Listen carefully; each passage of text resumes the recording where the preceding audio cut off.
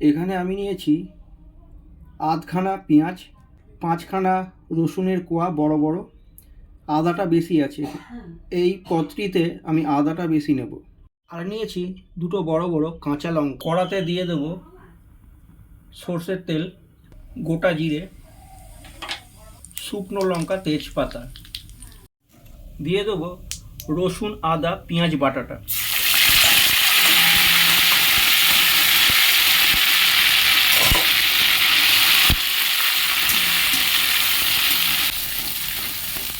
এটা একটু ভালো করে কষতে হবে।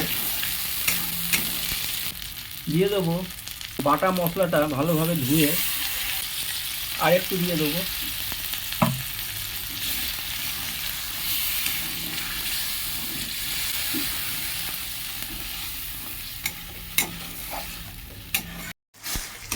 মশলাটা কষতে কষতে আমি দিয়ে দেবো চায়ের চামচের 1 চামচ ধনে গুঁড়ো ও জিরে গুঁড়ো, 1 চামচ হলুদ গুঁড়ো। এইভাবে মশলাটা কষতে হবে। দিয়ে দেবো আর একটু জল, আবারও কষবো। আবারও তেল ছেড়ে আসবে মশলা থেকে। দিয়ে দেবো খানিকটা কসুরি মেথি, আবারও খানিকটা জল, আবারও কষবো।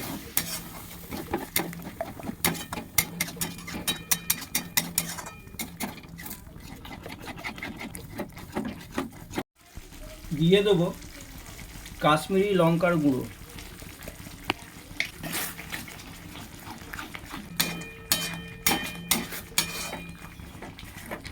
মশলা থেকে তেল ছাড়তে আরম্ভ করেছে। দিয়ে দেবো গরম জলে ভালো করে ধুয়ে পরিষ্কার করে রাখা কিছুটা সয়াবিন,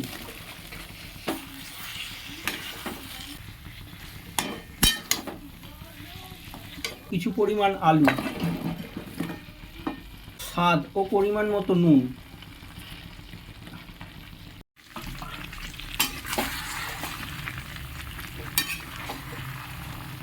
একটা সুন্দর সুগন্ধ বেরিয়েছে। প্রত্যেকটা মশলার সঙ্গে সব সবজি মিশে গেছে সয়াবিনের। দিয়ে দেবো একটু জল, পরিমাণ মতো দেবো যাতে ঠিকঠাক সেদ্ধ হয়। আর একটু জল দেবো। পাত্র দিয়ে ঢাকা দিয়ে দেবো সেদ্ধ হওয়ার জন্য। কিছুক্ষণ থাকুক।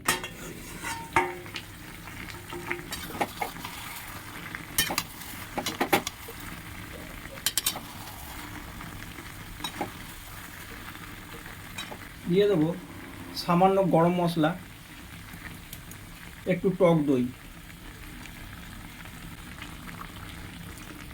টক দইয়ের বাটিটা ধুয়ে দিয়ে দিলাম। একটু এপাশ ওপাশ করে নেড়ে নেবো। আমার এই পদটা প্রায় হয়ে এসেছে।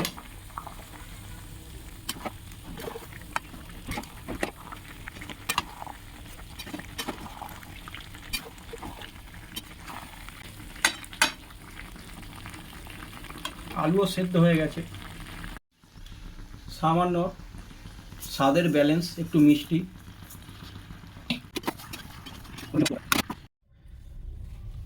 তো আর কি বলবো, যদি ভালো লাগে লাইক, শেয়ার ও কমেন্ট। আপনাদের সবাইকে ধন্যবাদ জানাচ্ছি। নমস্কার। পরের ভিডিওতে দেখা হবে।